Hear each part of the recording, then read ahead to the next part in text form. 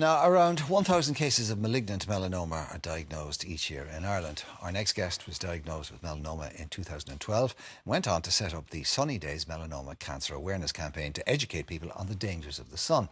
Anne O'Leary is here now to share her story, and she's joined by consultant dermatologist Dr. Catherine Gleeson.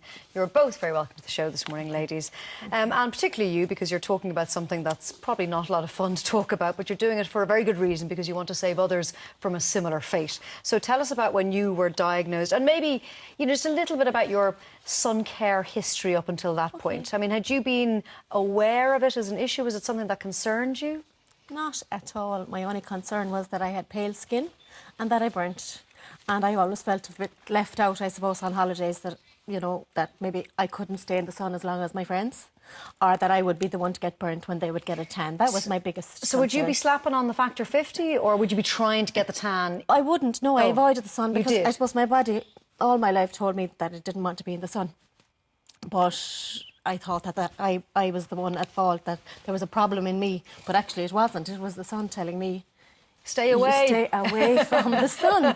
You know, and anybody who burns easily, especially, that's the sun. That's your body telling you, so you didn't stay away. You didn't spend that much time in the sun. You weren't a sun worshipper. As a child, now I have to say, we had a lovely mobile home in Garethtown for over 10 years, and any day when it wasn't raining, we were down there from morning until evening. And yeah, there was probably a bottle of Sun Factor in my mother's handbag, that we would, you know, we'd be reeled in to slap it on. But we were burnt. I remember us peeling each other's skin. I'm sorry, that sounds awful, but hey, it's honest. That's what we all did. Lots of people would relate to that. That's what we all did. And my nose was always the place that got it most.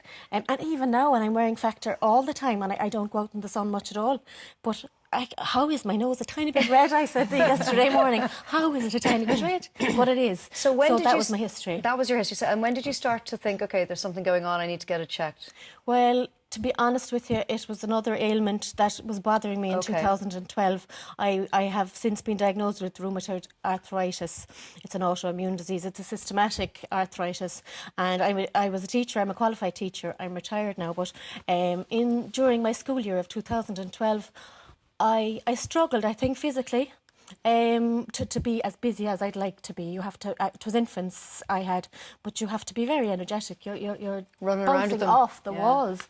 But I found it an awful struggle. So my job was about all I could do in 2012, and I was having pains in my feet, pains in my hands, exhaustion. So I think I just my body just collapsed towards the end of the school year. I had a meniscal tear in my knee, which I found out afterwards was due to the arthritis. And I had surgery in that in the July of 2012. And it was while I was recovering from that surgery, I noticed I just had a tiny freckle, no different than this one or this one, and there was a tiny scratch on it. But something drew me to it. And I was aware that the scratch wasn't going away. I was trying not to go at it. I was covering it in plasters. But I was drawn to it. You know, every time I get out of the bed, I was recovering from the knee surgery for a few weeks. I was now. It was a tough recovery. And then it changed into a slight little blister. And I didn't tell anybody because it's just a little scratch. Yeah. What do I do? And Irish people are terrible, I suppose, for feeling embarrassed. My father's constantly embarrassed over everything because he's just an Irish man. What do I do?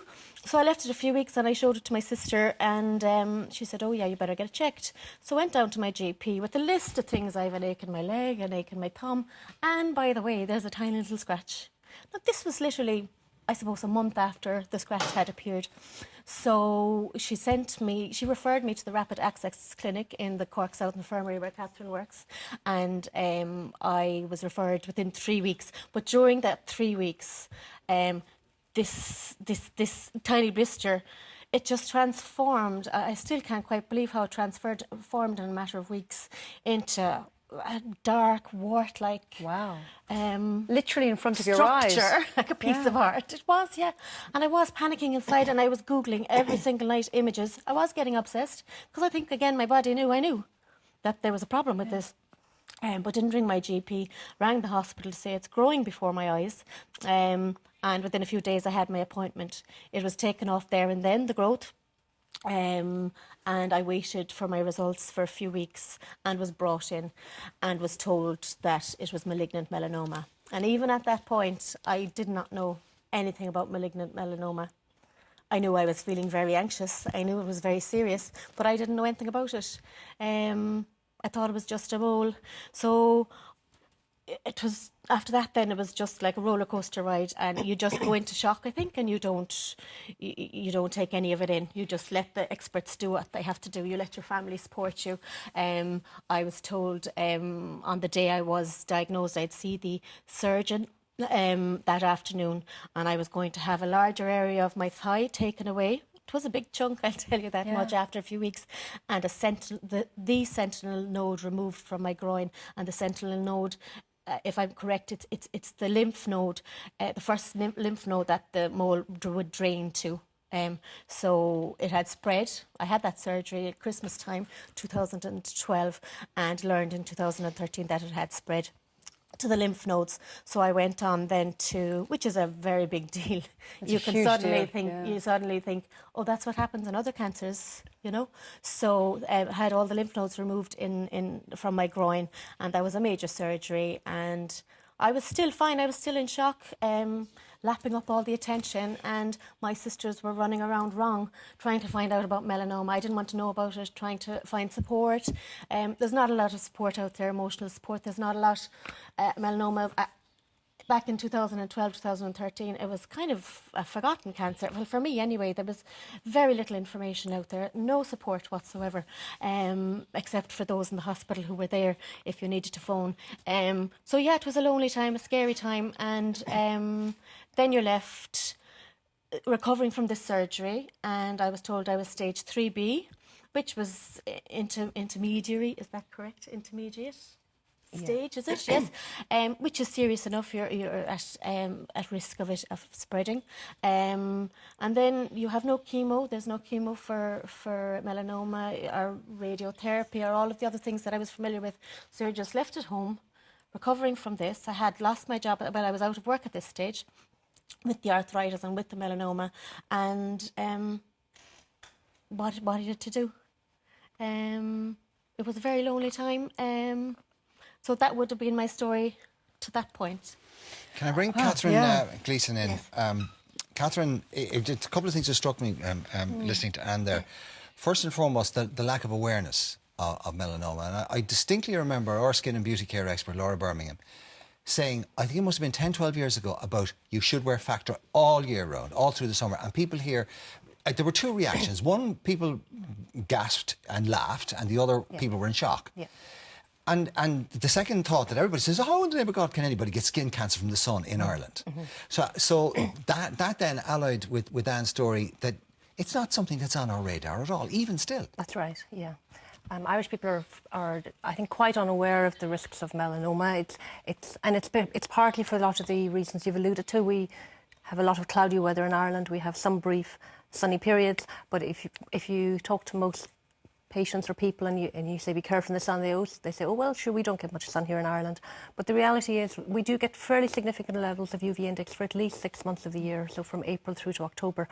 And UV can penetrate clouds, and I think that's where Irish people get cut out a lot, because they know to put on their sun factor when the sun is shining, like that lovely weather we had the last couple of weeks. But on a cloudy day in June, people don't think that the UV is actually getting through the clouds and reaching their skin, but it is. And the other factor that's come in, I think, in the last 30 years that's had a huge impact on rates of melanoma is the massive increase in foreign holidays. Foreign travel has become much cheaper and much more accessible, and everybody's going away for their 2 weeks in the sun 1 or 2 or 3 times a year. And we know that melanoma is most closely associated with short, intense bursts of sun exposure. So it's those sun exposures where you get sunburned, or when you go off on your holiday for 2 weeks and you lie on the beach and you get absolutely... So the grab it while you can mania that was going on for the last 2 weeks here was probably the very worst thing that we could have been doing. Absolutely, absolutely. It's those short, intense bursts of sun exposure that put you most at risk. Very quickly, what should we be looking for? I mean, because I think what happened to Anne would probably be rather unique, the fact that it was growing in front of our eyes. So what should most of us at home be paying attention to? Should we get mole mapped? No. No? OK. No. Most people shouldn't get mole mapped. Mole mapped is a technique for monitoring moles. It's of most use to a very small number of people who have very atypical or unusual looking moles, but that does not apply to most of Irish people. What most of us need to do is, first of all, be looking at our skin. Most of us don't take the time, and it only takes about 5 minutes if you do it once a month. You need to get to know your own skin. And if you look at your skin once a month for a few minutes, our brains are great at pattern recognition, and after doing that for a few months, you get to know what's normal for you. Then you'll notice a change. Then you'll notice a change. And if you see a change, go straight to the docs. Exactly. Okay. Guys, thank you so much. How are you now? I learned at Christmas time that my melanoma has spread, and I've made the decision to say on air where it has spread to, because I never thought I'd be doing this, but because I think people need to remember this and need to realise how serious melanoma is. At present, it is in my lung, liver and adrenal gland. So I started treatment at Christmas time, and I've learned since that the drugs are working. So, you know, it's one day at a time or one scan at a time for me at the moment. But people can go to Sunny Days Melanoma Cancer Awareness. Stick that into Google. You've got a campaign going, and also you go around to schools. You talk to kids, the kids you used to teach, or the age group that you used to teach, yes, about the importance of it, and that you're available to do that. Yes, I am. Yeah, okay. yeah. Well, listen, we want to wish you all the very best. Thank you very much. Thank you, Thank you very much. And thank you, Thank you. Kathleen, as well. Thank you.